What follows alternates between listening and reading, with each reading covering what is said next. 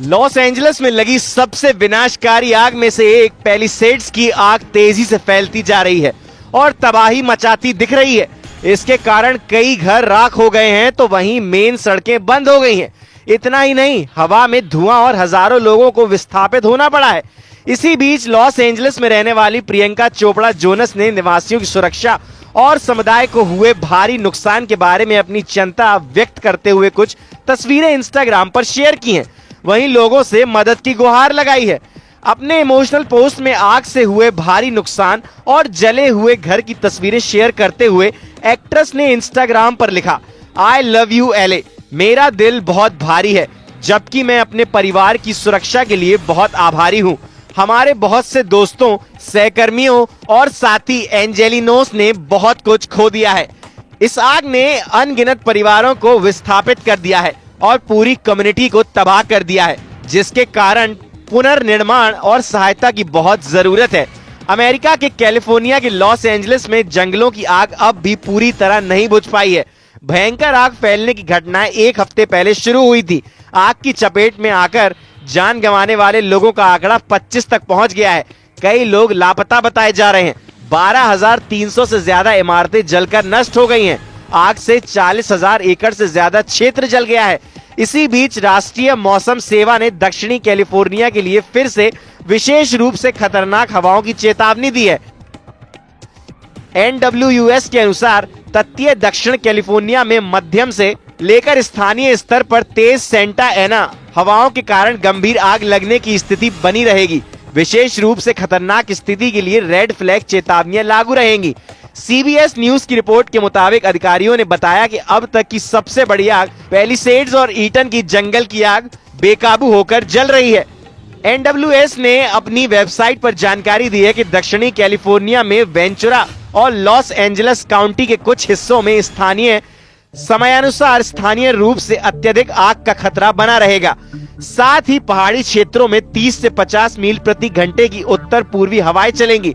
NWS ने अपनी website पर जानकारी दी है कि दक्षिणी कैलिफोर्निया में वेंचुरा और लॉस एंजलिस काउंटी के कुछ हिस्सों में स्थानीय समयानुसार कम से कम बुधवार 15 जनवरी दोपहर तक स्थानीय रूप से अत्यधिक आग का खतरा बना रहेगा। साथ ही पहाड़ी क्षेत्रों में 30 से 50 मील प्रति घंटे की उत्तर पूर्वी हवाएं चलेंगी। NWS ने बताया, आज भी ट्रांसवर्स और पेनिनसुलर रेंज के अधिकांश हिस्सों में गंभीर आग लगने की स्थिति बनी रहेगी। हालांकि हवा के झोंके वेंचुरा और लॉस एंजलिस काउंटी की तुलना में उतने मजबूत नहीं हो सकते हैं, लेकिन आग के तेजी से बढ़ने, स्थानीय स्तर पर पेड़ों के गिरने और बिजली गुल होने की संभावना अब भी बनी रहेगी। दिन के दौरान स्थिति में सुधार होता दिख रहा है, क्योंकि सतही दबाव की मात्रा कमजोर हो रही है और हवाएं कमजोर रूप से तट की ओर बढ़ने लगी हैं। इसके अलावा CBS न्यूज के मुताबिक राष्ट्रीय मौसम सेवा के लॉस एंजलिस कार्यालय ने कहा कि मंगलवार को हवाएं कमजोर नहीं, लेकिन बुधवार को बढ़ी हुई हवाएं चल सकती हैं। इसने स्थानीय समय अनुसार सुबह 3 बजे से दोपहर 3 बजे तक विशेष रूप से खतरनाक स्थिति वाली रेड फ्लैग चेतावनी जारी रखी है। शाम 6 बजे से सुबह 6 बजे तक पैलिसेड्स और ईटन फायर जोन में कर्फ्यू लागू है। USA टुडे की रिपोर्ट के मुताबिक कार्यालय ने कहा, हम अभी भी खतरे से बाहर नहीं हैं। कृपया तेजी से फैलने वाली आग के लिए सतर्क रहें। मंगलवार तक काउंटी में लगभग 88,000 निवासी अनिवार्य निकासी आदेशों के तहत थे, जबकि अधिकारियों ने निकासी चेतावनियों के तहत 84,800 अन्य निवासियों से अपने घर छोड़ने के लिए तैयार रहने का आग्रह किया था। USA टुडे की रिपोर्ट के मुताबिक कैलिफोर्निया अग्निशमन विभाग ने बताया कि पैलिसेड्स में आग ने 37 वर्ग मील क्षेत्र को अपनी चपेट में ले लिया है और 18% पर काबू पा लिया गया है।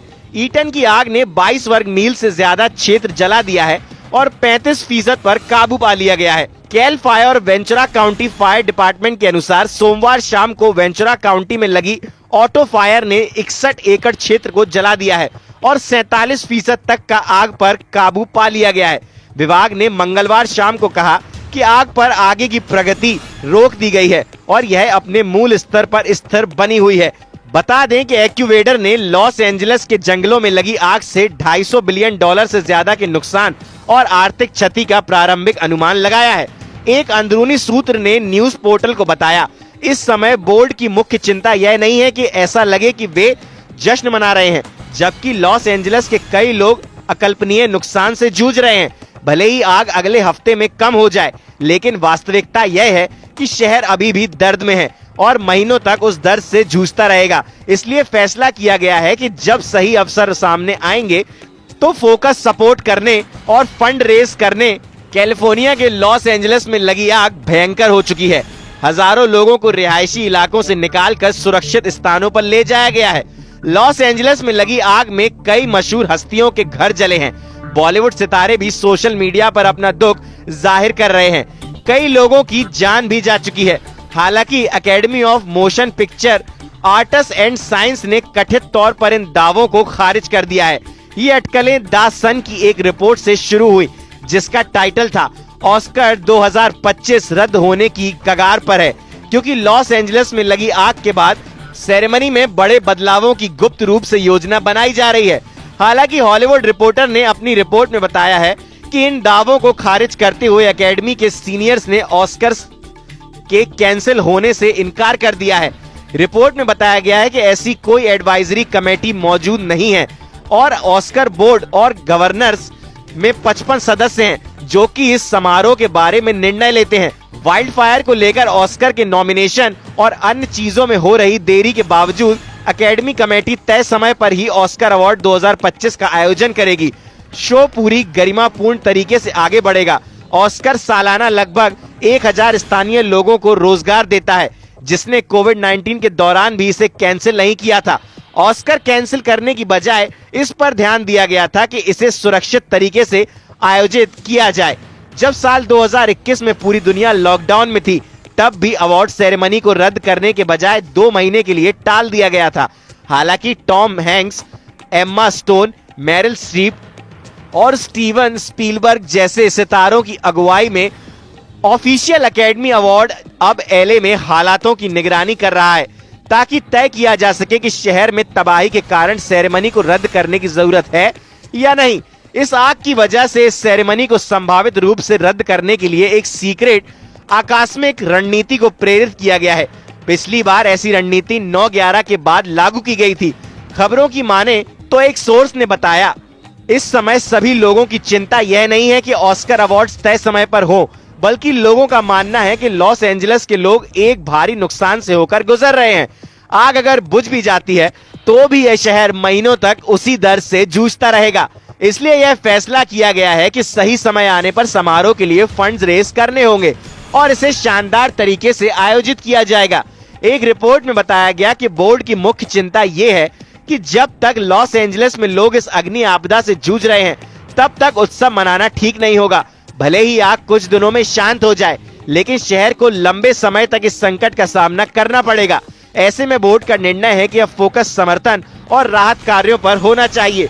आग ने अभी तक 36,000 एकड़ से ज्यादा भूभाग को अपनी चपेट में लिया है और वहां की लगभग हर चीज जलाकर राख कर दी है।